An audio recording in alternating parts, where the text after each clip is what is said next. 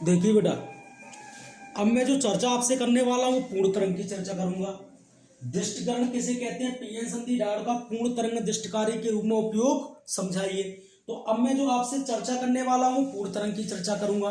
देखो, पूर्ण तरंग की चर्चा में क्या होगा, मैं क्या कह रहा हूं, प्रत्यावर्ती धारा को दृष्ट धारा में बदलने की क्रिया को, प्रत्यावर्ती धारा को दृष्ट धारा में बदलने की क्रिया को हम दृष्टिकरण कहते हैं तथा इस क्रिया में प्रयुक्त उपकरण को हम दृष्टिकारी कहते हैं।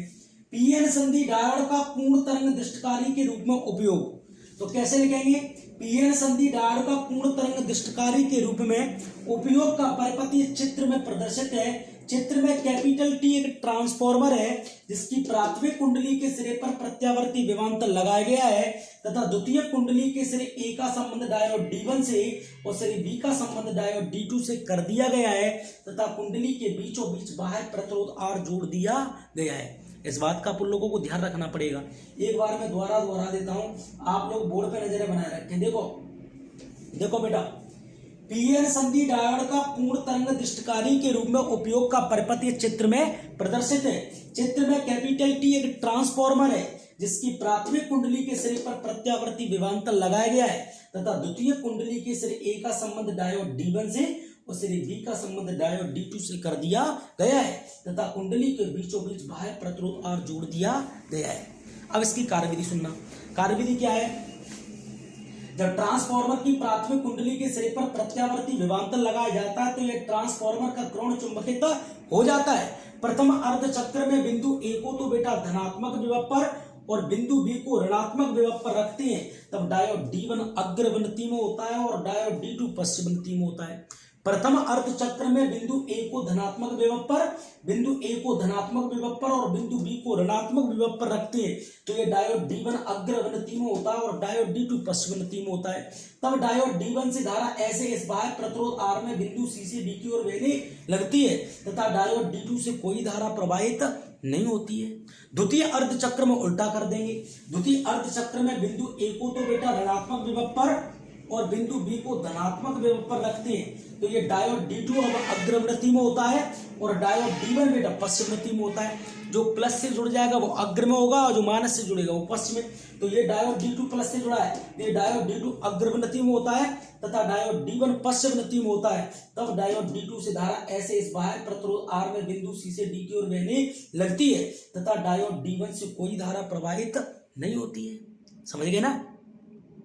और द्वारा देखो, प्रत्यावर्ती धारा को दृष्ट धारा में बदलने की क्रिया को, प्रत्यावर्ती धारा को दृष्ट धारा में बदलने की क्रिया को हम दृष्टिकरण कहते हैं तथा इस क्रिया में प्रयुक्त उपकरण को हम दृष्टिकारी कहते हैं। पीएन संधि डायोड का पूर्ण तरंग दृष्टिकारी के रूप में उपयोग का परिपथ चित्र में प्रदर्शित है। चित्र में कैपिटल टी ट्रांसफार्मर है जिसकी प्राथमिक कुंडली के सिरे पर प्रत्यावर्ती विभवांतर लगाया गया है तथा द्वितीय कुंडली के सिरे ए का संबंध डायोड D1 से और सिरे बी का संबंध डायोड D2 से कर दिया गया है। वह कुंडली के बीचों बीच बाह्य प्रतिरोध R जोड़ दिया गया है।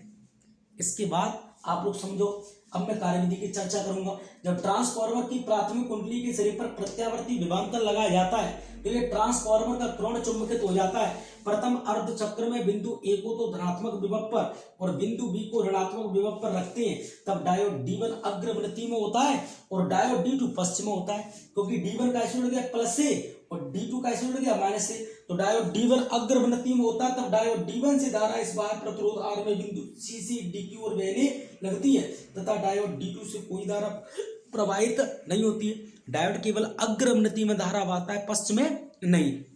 द्वितीय अर्ध चक्र में बिंदु ए को तो बेटा ऋणात्मक विभव पर और बिंदु बी को धनात्मक विभव पर रखते हैं तो डायोड D2 अग्रवृत्ति में होता है और डायोड D1 पश्चिमवृत्ति में होता है। तब डायोड D2 से धारा ऐसे बाह्य प्रतिरोध R में बिंदु C से D की ओर बहने लगती है तथा डायोड D1 से कोई धारा प्रवाहित नहीं होती है। ये निवेशी और निर्गत विभव के मध्य ग्राफ है। वही ग्राफ है, O पॉइंट है। ऐसे प्रत्यावर्ती विभव चल रहा है 0 पाई 2 पाई 3 पाई 4 पाई ओमेगा टी।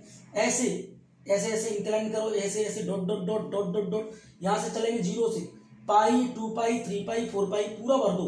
1 2 3 4, ये पूर्ण तरंग हो गया। ऊपर से जो विभव चल रहा है वो प्रत्यावर्ती निवेशी विभव है, नीचे जो निकल रहा है वो निर्गत विभव है। जो ओरिजिन है ऊपर जाएंगे तो धनात्मक विद्युत भागफल है, नीचे जाएंगे तो ऋणात्मक विद्युत भागफल है। ये ऊपर धनात्मक, ये ग्राफ प्रत्यावर्ती विभव का, और ये ग्राफ दिष्ट विभव का है। ये ग्राफ तो आपको बनना पड़ेगा। पूर्ण तरंग दिष्ट कार्य के रूप में निवेशी और निर्गत विभव के मध्य का ये ग्राफ है। बहुत इंपोर्टेंट ग्राफ है, तैयार करना पड़ेगा। कर लोगे? तो इससे पहले अभी मैंने जो लेक्चर लिया था ना, उसके जस्ट पीछे का था ये हिस्सा था जो छूट गया था, जो मैंने अभी कंप्लीट कराया है। अब इस चैप्टर में 14वें चैप्टर में पूरा एक टॉपिक समाप्त हो गया। ठीक है, तो आप लोग उसको तैयार कर लेना। कर लोगे? चलो ठीक है।